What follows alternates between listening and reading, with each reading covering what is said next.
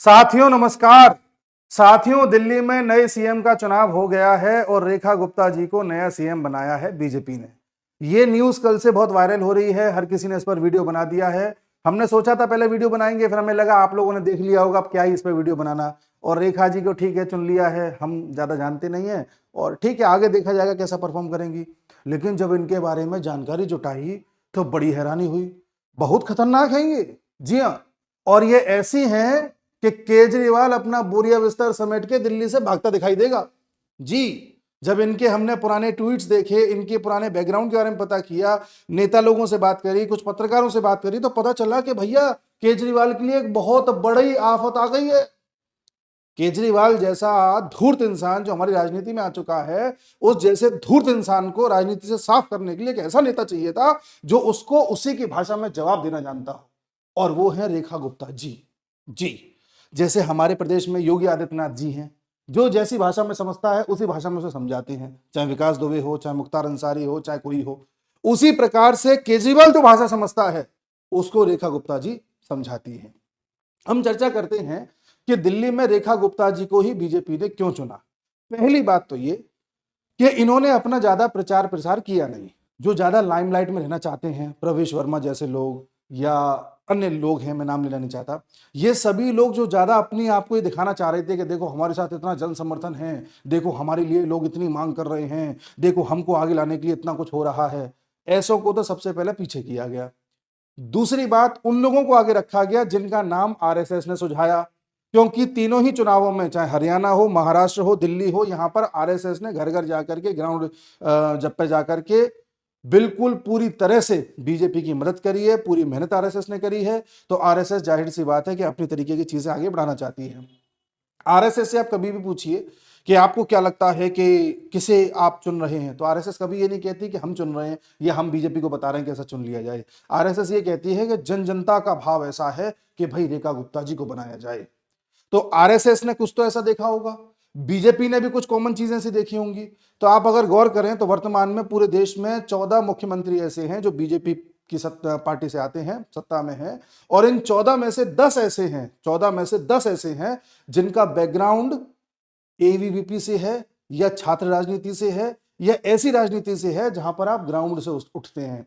यानी कि भाजपा अपने कैडर को, अपने नेताओं को अब यह संदेश देना चाहती है कि आप अगर पोस्टर चिपका रहे हैं, आप अगर ग्राउंड लेवल पर काम कर रहे हैं, आप दिनों रात मेहनत कर रहे हैं, आपको कोई भी नहीं जानता, आपको कोई पहचानता नहीं है, लेकिन आपके अंदर टैलेंट है, आपके अंदर लगन है और आप उस विचारधारा के साथ जुड़े हुए हैं जिसको भाजपा ले जाना चाहती है या आरएसएस ले जाना चाहती है, तो आप भी सीएम बन सकते हैं, आप भी पीएम बन सकते हैं। आप बात को समझ रहे हैं? अब वो वाली राजनीति को साइड किया जा रहा है जहां पर फेम दिखाया जाता है कि देखो हमारे साथ जन समर्थन है, देखो हम कितने बड़े बाप के बेटे हैं, देखो हमारा लीनिएज कैसा है। ये सब नहीं, अब उस कार्यकर्ता में विश्वास जगाया जा रहा है, या उस कार्यकर्ता को विश्वास दिलाया जा रहा है जो दिनों रात अपने आप को जमीन पर खपा रहा है। इस प्रकार के कार्यकर्ता में एक निराशा आ गई थी पिछले कुछ दिनों से, जब से कांग्रेस से नेता भर्ती किए जा रहे थे, उन्हीं को एमएलए बना दिया जा रहा था, या बीजेपी कई ऐसे लोगों को लेकर के आ रही थी जो करप्ट थे, अन्य पार्टी से आ रहे थे। अब इन सब को साइड करके बीजेपी अपनी उसी कोर एजेंडा पर चल पड़ी है जिसके द्वारा इस पार्टी का जन्म हुआ था और आगे विकास करी थी। 2019 में, 2014 में जब मोदी जी जीत करके आए थे तो जनता को यह विश्वास था कि मोदी जी हिंदुत्व को आगे लेकर के जाएंगे, मोदी जी एक तरीके से अपनी उस विचारधारा को आगे लेकर के जाएंगे जिस विचारधारा के लिए जाने जाते हैं। लेकिन मोदी जी फंस गए सबका साथ सबका विकास में, और सबका विकास में उन्होंने एक समुदाय विशेष का विकास तो कर दिया, लेकिन उस समुदाय विशेष ने मोदी जी को एक भी वोट नहीं दिया। तब मोदी जी को समझ में आ गया 2024 के चुनावों के बाद कि भाई मुझे अपना कोर वोट बैंक साधना है, मुझे अपने कार्यकर्ताओं को साथ लेके चलना है, मुझे आरएसएस को भी साथ लेके चलना है। तब से आरएसएस कार्यकर्ता और जो कोर आइडियोलॉजी है उसी पर काम हो रहा है। चाहे एक है तो सेफ है, बटोगे तो कटोगे, संतों की बात हो, महाकुंभ की बात हो, हर जगह पर इसी तरह की अब आप आइडियोलॉजी देख रहे हैं जहां बीजेपी बड़े एग्रेशन के साथ आगे बढ़ रही है अपने राष्ट्रवाद और हिंदुत्व के मुद्दे को लेकर के। महाराष्ट्र में भी अभी आपने देखा होगा, देवेंद्र फडणवीस के सामने मुद्दा आया था शिंदे का, जो वहां पर डिप्टी सीएम है। उस मामले को भी उन्होंने बड़ी अग्रेसिवली हैंडल किया कि नहीं ऐसा कुछ नहीं है, हम सब लोग मिलकर के साथ चल रहे हैं। उसी प्रकार से महाराष्ट्र में एक संत ने कोई ऐसा बयान दे दिया था जिसको लेकर के मुद्दा बनाने की कोशिश करी गई, तो वहां के सीएम देवेंद्र फडणवीस ने कह दिया कि देखिए भाई ऐसा है, वो जो कह रहे हैं अपने हिसाब से सही है, उनको भी आज़ादी है कहने की, हम कुछ एक्शन नहीं लेंगे। यानी अब संतों के साथ खड़ी हुई दिखाई दे रही है बीजेपी। तो इन सब चीजों में ही अब ऐसे नेता को चुनने में अब बीजेपी मान रही है या आरएसएस प्रमोट कर रही है, जो नेता लोग छात्र राजनीति से बिल्कुल ग्राउंड से उठ करके आए हैं। रेखा गुप्ता जी का नाम ना आपने सुना था ना हमने सुना था, हमें जानकारी भी नहीं थी कि रेखा गुप्ता जी का बैकग्राउंड कैसा है। 70 कैंडिडेट खड़े हुए थे, सबके बारे में थोड़ी पता होता है। लेकिन जब इनके बैकग्राउंड के बारे में पता किया गया तो एक तो ये मुखर हैं, खुल के बोलती हैं, डरती नहीं है किसी से। दूसरा, एक्शन इनके बड़े कड़े हैं, जो एक्शन लेना है तो लेना है। तीसरा, हिंदुत्व दिखती नहीं है, हिंदुत्व विचारधारा भी है, तन से मन से हर तरह के कार्यशैली से ये हिंदू हैं। आरएसएस ऐसे व्यक्ति को आगे लाना चाहती है जो हिंदू दिखता ही नहीं हो, उसके कर्मों से भी वो हिंदू प्रतीत होता हो। और साथ ही आरएसएस अब जो आगे लीडर तैयार करना चाहती है वो ऐसे तैयार करना चाहती है जो अगले 20-25 साल के लिए राजनीति में सक्रिय रह सके। इनकी उम्र भी 50 साल है। अभी ज्यादातर जो सीएम है बीजेपी के, उनकी उम्र 50 से 60 के बीच में ही है, देखा जाए तो 45 से 60 के बीच में ही है। तो एक ठीक ठाक एज है, इन सबके पास 20-20, 25-25 साल है काम करने के लिए। अब रेखा गुप्ता जी का किस प्रकार से एग्रेशन रहा है, हम उस पर आए, उस एग्रेशन की हम चर्चा करें, इन सबके ट्वीट्स के बारे में हम चर्चा करें। उससे पहले मैं आपको बता देता हूं कोई ऐसी चीज जिससे आपका भी फायदा हो जाएगा, हमारा भी हो जाएगा। हम बड़े घाटे में चल रहे हैं, तो हमको आपसे एक बात कहनी है कि आप लोग भी अगर घाटे में चल रहे हैं या आप छात्र हैं या पैसे की दिक्कत आती है तो अपने लिए क्रेडिट कार्ड बनवा लें। क्रेडिट कार्ड टाटा का बनवाएं, टाटा न्यू कार्ड से चला रहे हैं। हमको टाटा की ये सेवा करने का मौका मिला, हम इसलिए आपसे साझा कर रहे हैं। इस कार्ड में आपको कई सारे बेनिफिट्स मिलेंगे, जैसे 0 ज्वाइनिंग फीस अगर आप ज्वाइन करते हैं, जो मैंने लिंक दिया है डिस्क्रिप्शन में या कमेंट बॉक्स में जो पिन किया है उस पर जब आप ज्वाइन करेंगे तो कोई आपको फीस नहीं देनी पड़ेगी।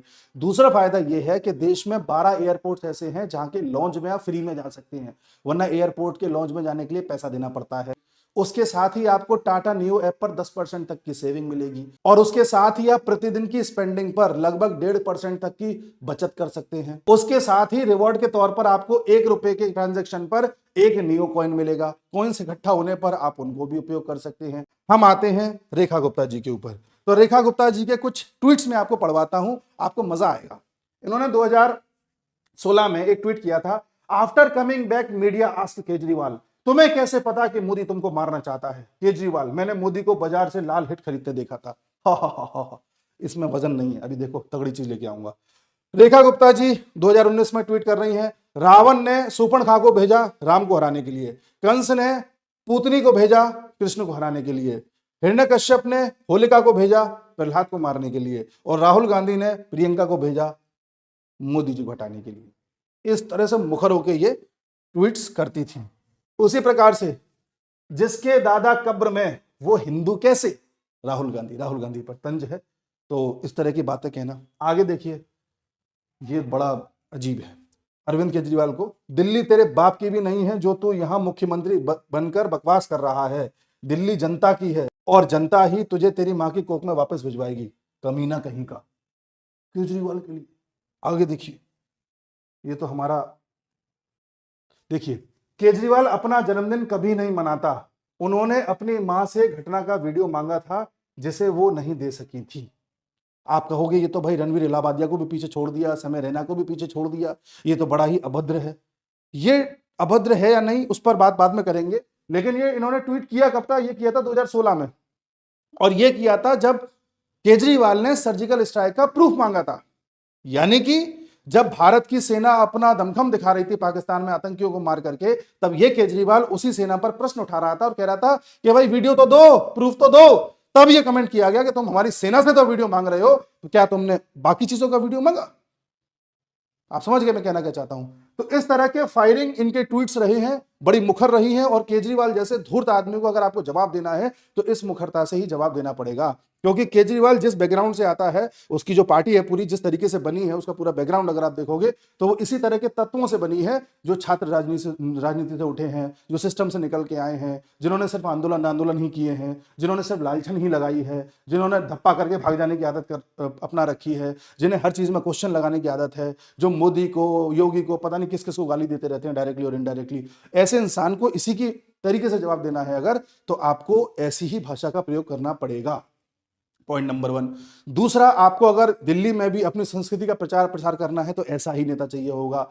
तीसरा, अगर आपको ऐसा व्यक्ति चाहिए जो लंबे समय तक गेम खेल सके, जो पका हुआ नेता हो, तो आपको ये व्यक्ति चाहिए। उसी के साथ ही अगर आपको महिला वोट बैंक को साधना है तब भी आपको रेखा गुप्ता जी चाहिए। दिल्ली में चौथे नंबर की महिला मुख्यमंत्री बनी है, पहले आपकी सुषमा स्वराज, फिर शीला दीक्षित, फिर आतिशी मारलेना कुछ समय के लिए, फिर रेखा गुप्ता जी बन रही हैं। दूसरा, मोदी जी हमेशा से महिला सशक्तिकरण की बात करते हैं, महिला वोट बैंक को अपने साथ साध के चल रहे हैं। ऐसे में मोदी जी ने हर जगह पर सीएम जो बनाए हैं वो मेल बनाए हैं, फीमेल एक भी नहीं थी। इसलिए जब अगले साल बंगाल का चुनाव लड़ने बीजेपी जाती तो ममता बनर्जी ये बोलती कि देखो मैं एकमात्र फीमेल सीएम हूं, मुझे हटा देना चाहते हैं। मोदी जी महिलाओं का बड़ा पक्ष लेते हैं, लेकिन क्या बताइए इन्होंने एक भी महिला को सीएम बनाया? तब मोदी जी कह सकेंगे हाँ हाँ बनाया बनाया बनाया। और साथ ही केजरीवाल भी दिल्ली में बार बार जीत रहा था महिला का वोट पा करके। जितनी भी महिलाएं थी केजरीवाल को सपोर्ट कर रही थी, इसलिए महिलाओं का वोट बैंक बीजेपी के लिए बहुत जरूरी था।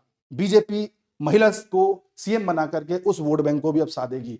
और साथ ही बीजेपी ने कहा था कि हम पार्लियामेंट में 1/3 रिजर्वेशन लेके आएंगे महिलाओं के लिए, तो वहां से भी महिलाओं का कॉन्सेप्ट साधता है। और उसके बाद देखें, लंबे समय से बीजेपी ने महिला को सीएम नहीं बनाया, आनंदीबेन पटेल को बनाया था, उससे पहले वसुंधरा राजे थी, तो लंबे समय से वो जो वैक्यूम था उसको भी भर सकेंगे। और one of the most important point, Modi ji कभी भी धर्म की और जाति की राजनीति नहीं करते, जाति की तो बिल्कुल नहीं करते।